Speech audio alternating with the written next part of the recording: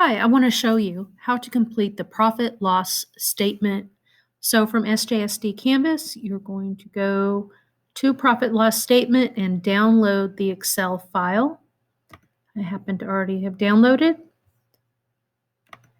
When you open this up, make sure you click Enable Editing. All right, and then we're going to use some Excel formulas to help us create or finish this profit and loss statement. A lot of the math we could do on our own or with a calculator, but I want you to go ahead and learn how to use Excel. So first off, everywhere that there is a blue shaded area, we're going to use some formulas to give us the calculations. So first off, if we're looking for total operating revenue, so obviously we know it would be these two added together, 15,000, but let's use a formula. So I'm going to click on that cell where I want the calculation to show up. And there's two places you could do this. From the home page, you could click on the little Greek sigma over here, or you could also hit the formulas tab and it's there. It's an auto sum. And it's trying to guess, hey, what do you want me to do? And it's B6 through B7. It wants to add that up. And I just confirm that, yes, that's the right thing to do by clicking enter. All right, and then I come down here, and this time we're going to take our total income minus the cost of goods sold. So obviously, again, we could do that math. We know it's going to be 8,000, but let's learn how to do that in Excel. So I'm going to highlight on that blue box, hit the auto sum, just to get it started.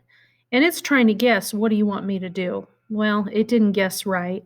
So I'm going to put my cursor in the parentheses, do a little backspace, and then I'm going to click on the 15,000, which is cell B8, and then type a minus sign, and then I'm going to click on the 7,000.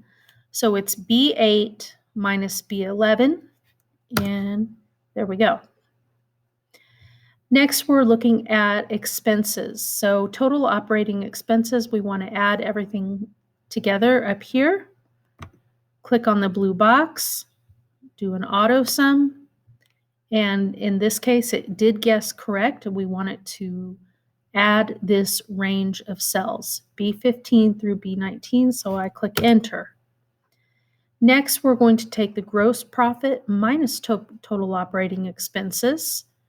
Okay, so there's the gross profit, there's the total operating expenses. So I'm going to click right here, get my formula started, and it doesn't know what to do. It's just guessing. And by the way, of course, you could type all this out. I just like Excel doing a little of the work for me, so I don't have to type equal sum parentheses. All right, so I'm going to click on the 8,000, which is B12, subtract total operating expenses, subtract the 2,500, which is cell B20, and enter. And the final one, to find net earnings after taxes, we're going to take the net profit minus the taxes. So that's this minus this. Click on that cell, start the formula. It's guessing, what do you want? I'm going to help it out. That's not what I want. So I just backspace with my cursor inside the parentheses, and I click the net profit, which is B22, type in a minus sign, click on the 500, so it's B22 minus B25. And you could type that in, but like I said, it's easier, I think, to just click. And there we go. Now, the beauty of this is if you change items, let's say, oops, I made a mistake and the actual product sales was 21,000. Watch what happens to all the blue, and it changes it. So it'll calculate all the way on down. Or what if I made a mistake and the rent is, I transposed some numbers or I typed wrong or something. Maybe it was 1,300.